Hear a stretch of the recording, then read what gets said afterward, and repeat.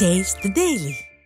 கோவை மாவட்டம் பொள்ளாச்சி அருகே சாலைகள் சீரமைக்கப்படாததை கண்டித்து கிராம மக்கள் அமைதி ஊர்வலத்தில் ஈடுபட முயன்றனர். வஞ்சியாபுரம் பிரிவு கிராமத்தில் உள்ள சாலைகள் சேதமடைந்து குண்டும் குழியுமாக உள்ளதால் குற்றச்சாட்டு உள்ளது.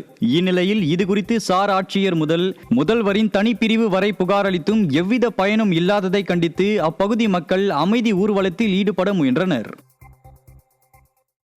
ரோடு குண்டும் குழியுமா இருக்கு. இதனால பார்த்தீங்கன்னா டெய்லி ஒரு வாரத்தில் ஒரு 2 விபத்து நடக்குது. சமீபத்தில் போன வாரம் பார்த்தீங்கன்னா ஒரு லேடி விழுந்து அவங்களுக்கு தலையில் 8 தையல் போட்டிருக்கு, அவங்களும் வந்திருக்காங்க. அதுக்கு முன்னாடி ஒரு டெத் ஒன்று நடந்திருக்கு. கீழே விழுந்து 1 மாதம் கோமாலேருந்து ஒருத்தர் இறந்துருக்காரு. இத்தனை நிகழ்வுகள் நடக்கும்போது நாங்கள் பலமுறை அரசாங்கத்துக்கிட்ட பெட்டிஷனாக கலெக்டரில் கொடுத்துருக்கோம். பட் இது வரைக்கும் எந்த நடவடிக்கையும் இல்லை. ராணிப்பேட்டை மாவட்டம் அரக்கோணத்தில் தொடர் இருசக்கர வாகன திருட்டில் ஈடுபட்ட 2 சிக்கினர்.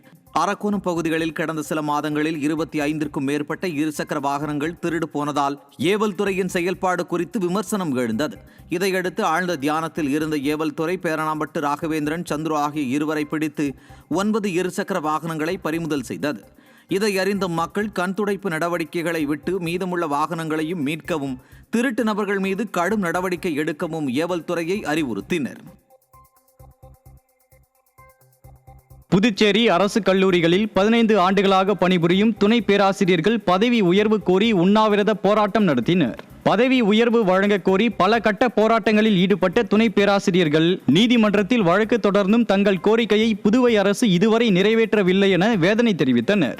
மேலும் தங்கள் கோரிக்கையை வலியுறுத்தி புதுச்சேரி சட்டப்பேரவை அருகே உண்ணாவிரத போராட்டத்தில் ஈடுபட்டதால் பரபரப்பு ஏற்பட்டது.